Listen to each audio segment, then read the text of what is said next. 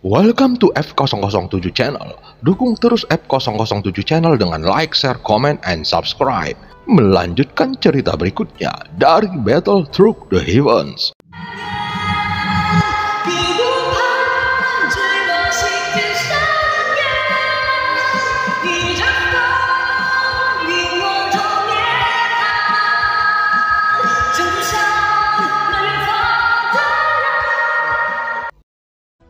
Pada part sebelumnya, Xiaoyan akhirnya menetapkan Cao Cao menjadi pemimpin aliansi Dewa Petarung, yang mana pada awalnya Cao Cao tidak percaya dan menganggap semua ini hanyalah halusinasi. Sampai pada akhirnya dia menyadari kehadiran Ratu Kuil Kuno. Setelah selesai melakukan pengaturan, Xiaoyan akhirnya pergi menuju pavilion surgawi ke-6 dan menemui Yun Yun.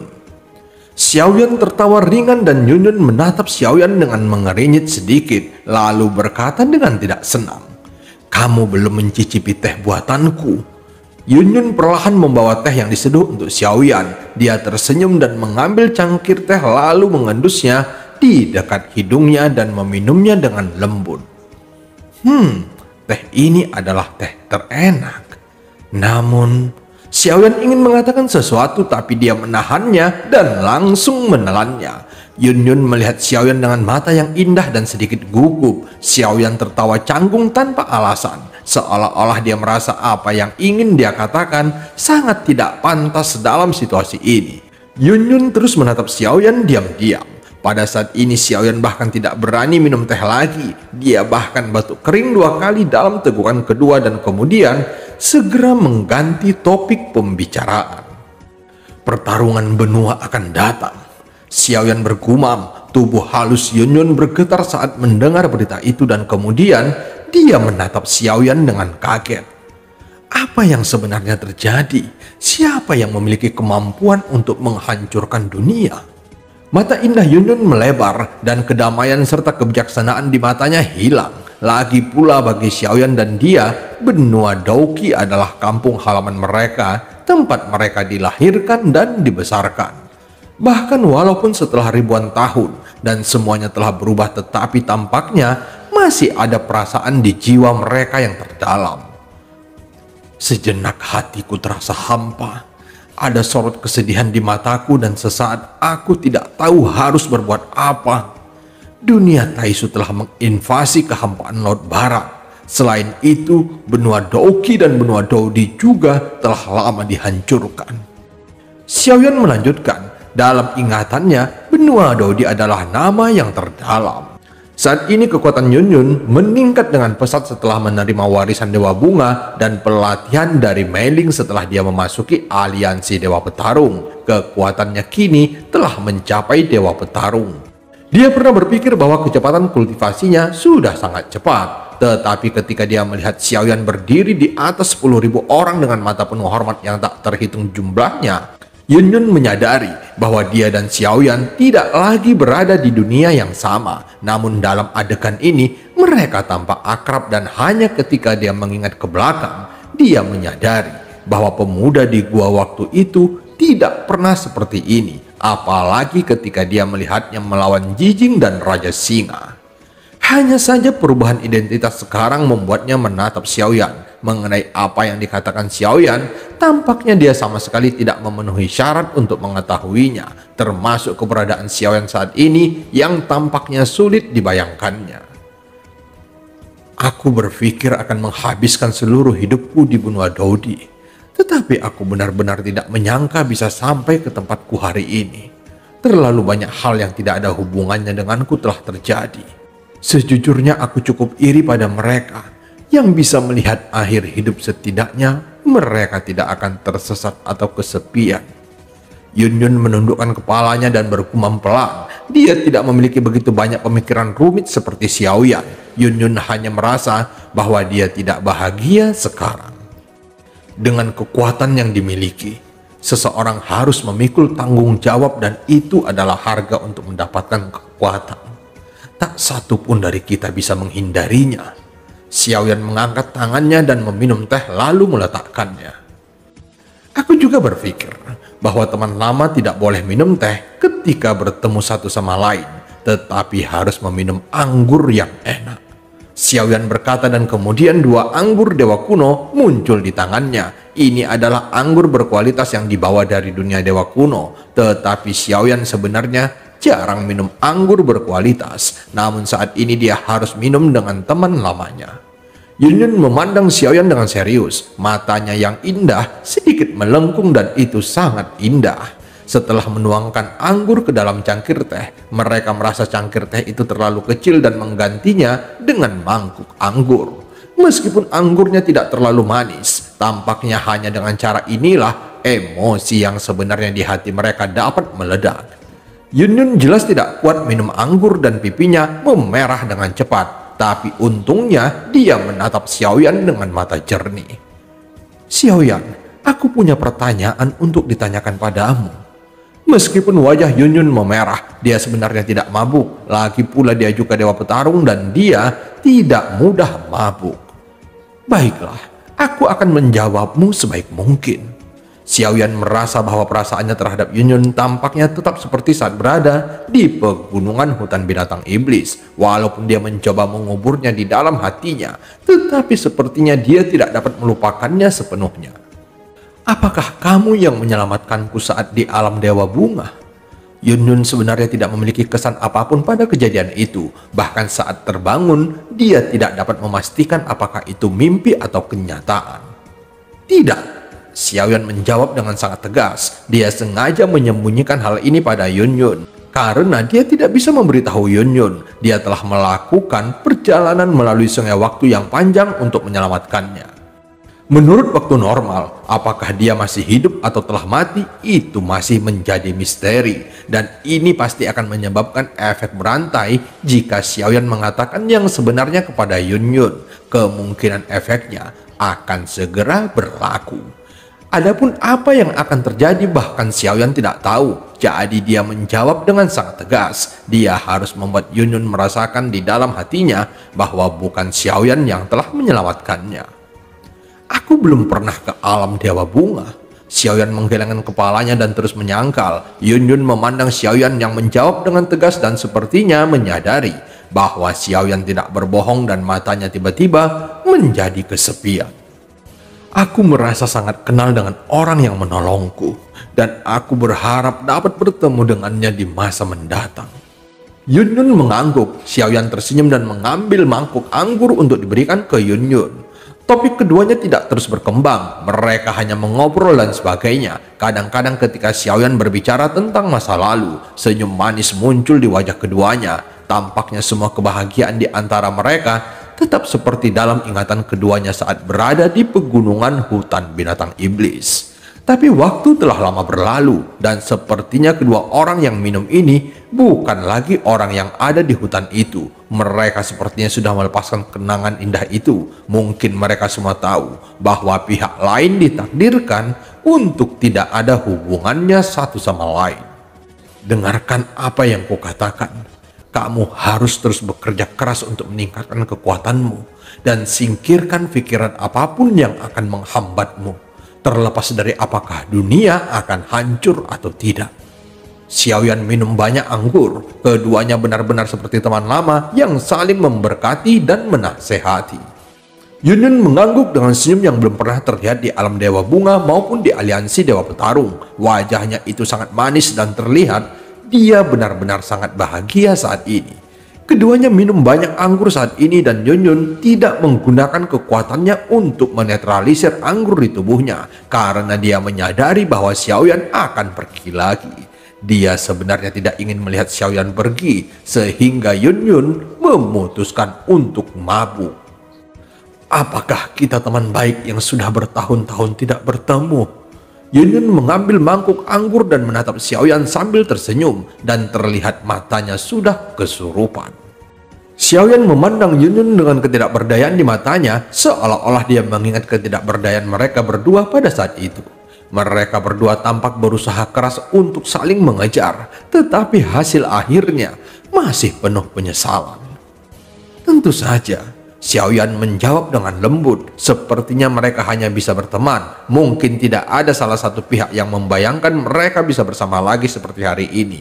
Dan cerita di antara mereka seharusnya berakhir di benua Douqi. Tetapi mereka tampaknya tidak dapat melepaskan satu sama lain. Seperti Xiaoyan yang masih memilih untuk bertemu Yunyun sebelum pergi.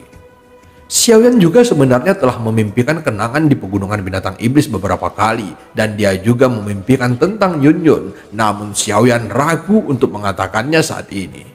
Xiaoyan hanya menatap Yunyun dengan pipinya yang memerah, dan Xiaoyan tidak pernah tahu perasaan Yunyun terhadapnya.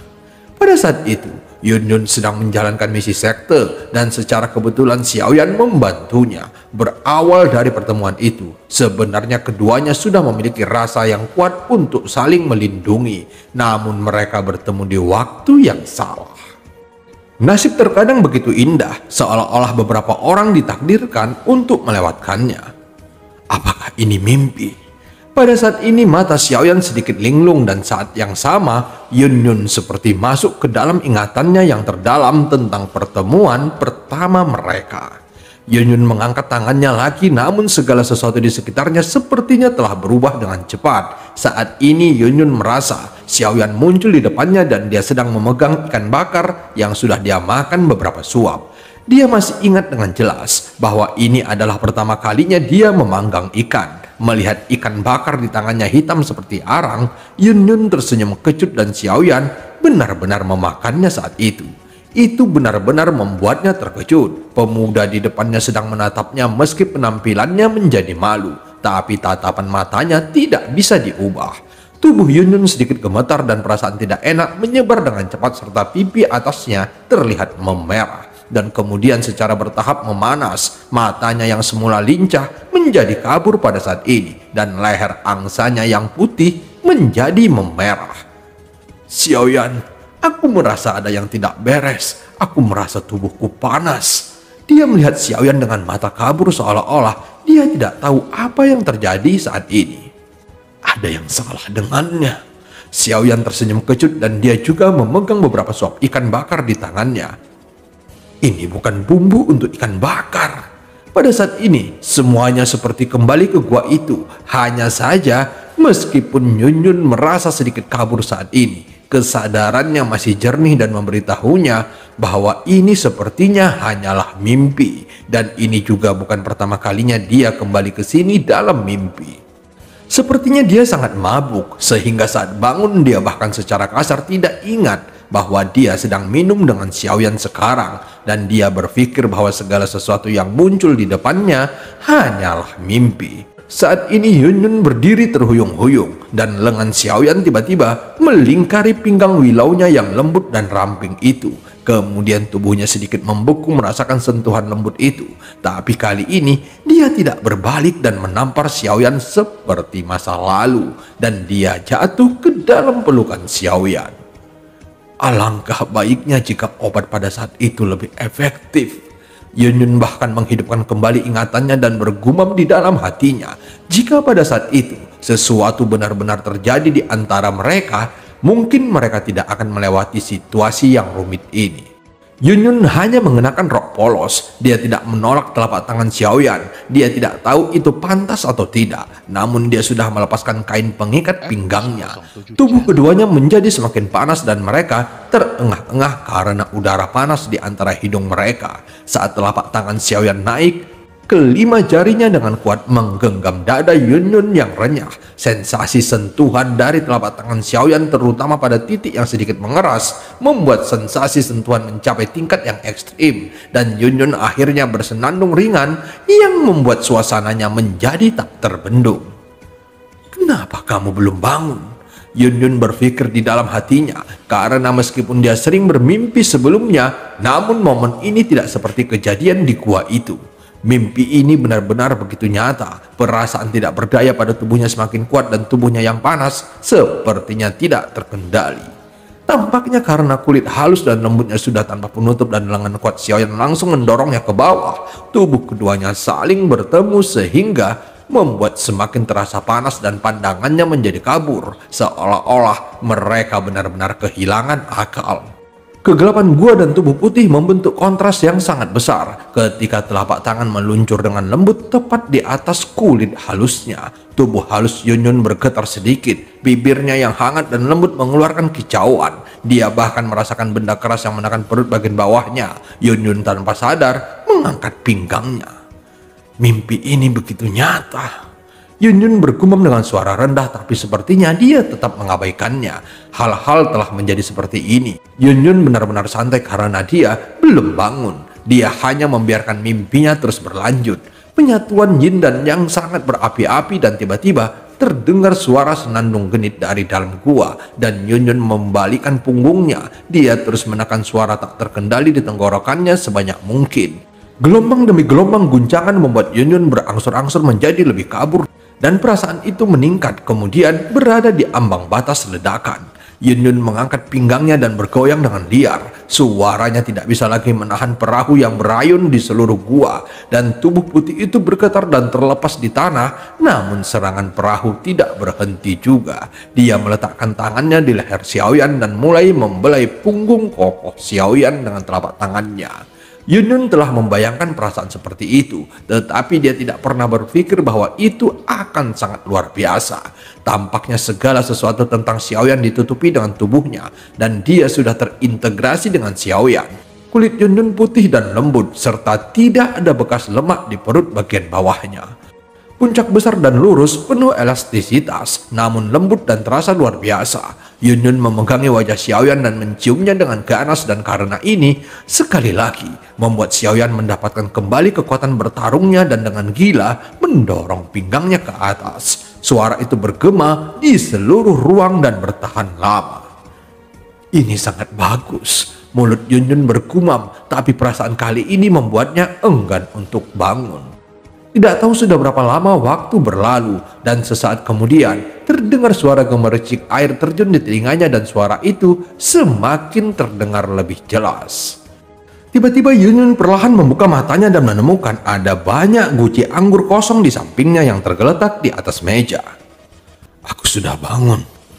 Hanya saja wajah Yunyun masih memerah saat ini, dan ekspresi kesepian muncul di matanya lagi karena Xiaoyan yang berada di hadapannya telah menghilang. Apakah dia telah pergi? Dia segera melihat catatan di atas meja, kemudian mengambil catatan itu, dan setelah melihat isi catatan itu, rona merah di wajahnya menjadi semakin intens. Adapun isi catatan yang ditinggalkan oleh Xiaoyan. Kali ini kamu tidak menolakku. Cerita kita belum berakhir. Tetaplah kuat, lakukan apapun yang kamu mau. Ketika semuanya mereda, jika kamu bersedia, aku akan datang kepadamu lagi. Di bawah catatan itu, Xiaoyan juga meninggalkan pesan lain untuk Yunyun. Ambillah cincin ini dan pasang di jarimu. Yunyun langsung memasukkannya ke jari manisnya, dan ukurannya juga pas buatnya. Segera kekuatan jiwanya menembus ke dalamnya, dan di dalam cincin ruang itu ada sejumlah besar pil Shen Yuan Qi, dan ada juga baju besi bagian dalam. Ini diperoleh Xiaoyan secara kebetulan dan bahannya bagus, jadi dia sengaja menyimpannya untuk Yunyun. Xiaoyan tahu tentang kebiasaan Yunyun yang selalu mengenakan baju besi dalam yang pas. Pada saat di gua, dia melihat Yunyun mengenakan baju besi bagian dalam yang bersinar dengan cahaya biru, dan itu membuat perasaan sangat nyaman. Kamu minum begitu banyak anggur dan banyak guci anggur di sini. Apakah kamu suka minum? Saat Yunyun terpesona dengan apa yang Xiaoyan berikan padanya, tiba-tiba sebuah suara terdengar di belakangnya, dan suara ini jelas milik Mei Ling. Yunyun buru-buru memasukkan catatan di tangannya ke dalam cincin. Sesaat berikutnya dia berdiri dan menggenggam kedua tangannya. Di sini juga ada cangkir teh. Sebagai seorang guru, aku belum pernah melihatmu minum teh sebelumnya dan menulis puisi. Mei Ling tersenyum dan duduk di hadapan Yunyun melihat cangkir teh di atas meja. Dia secara alami tahu bahwa ada orang lain yang datang. Tapi Mei Ling belum mengetahui hubungan antara Yunyun dengan Xiaoyan yang sebenarnya. Yunyun sedikit terkejut menatap Mei Ling dan tersenyum. Yunyun duduk dengan tenang meskipun bajunya sedikit berantakan, tapi itu masih teratur dan indah. Kemudian dia berdiri dan langsung membuat secangkir teh yang sama dengan Xiaoyan sebelumnya. Mei Ling mengambil cangkir teh dan mengendusnya sedikit lalu meminumnya. Mei Ling cukup menghargainya dan mengangguk. Setelah beberapa obrolan selesai, Yun Yun segera menatap Mei Ling dengan sangat bingung. Mei Ling menatap Yun Yun dengan mata bersemangat lalu meletakkan cangkir tehnya dan melambaikan tangannya. Ini bukan masalah teknis tentang bagaimana caramu membuat teh. Meskipun teh ini adalah teh yang enak, namun karena terlalu lama dibiarkan, maka sebagian sudah menjadi tua sehingga kurang segar dan manis lagi. Mei Ling berkata perlahan. Yun Yun sedikit terkejut saat mendengar kata-kata itu dan tiba-tiba sedikit kesal. Ternyata dia ingin mengatakan bahwa teh ini kurang enak. Aku akan memberimu pelajaran lain kali. Yun Yun bergumam pelan sambil mengingat sikap Xiaoyan yang selalu mencoba menghargai ketidakmampuannya dalam hal memanggang ikan maupun membuat teh. Aku melihatmu sedang bergumam. Apa yang sebenarnya kamu katakan? Mei Ling tidak mendengar apa yang dikatakan Yun Yun dengan jelas. Itu bukan apa-apa. Di masa depan aku akan memberi guru teh yang baru. Yun Yun segera mengangkat kepalanya tersenyum pada Mei Ling dan berkata. Dan film pun berakhir. Sampai ketemu di part selanjutnya.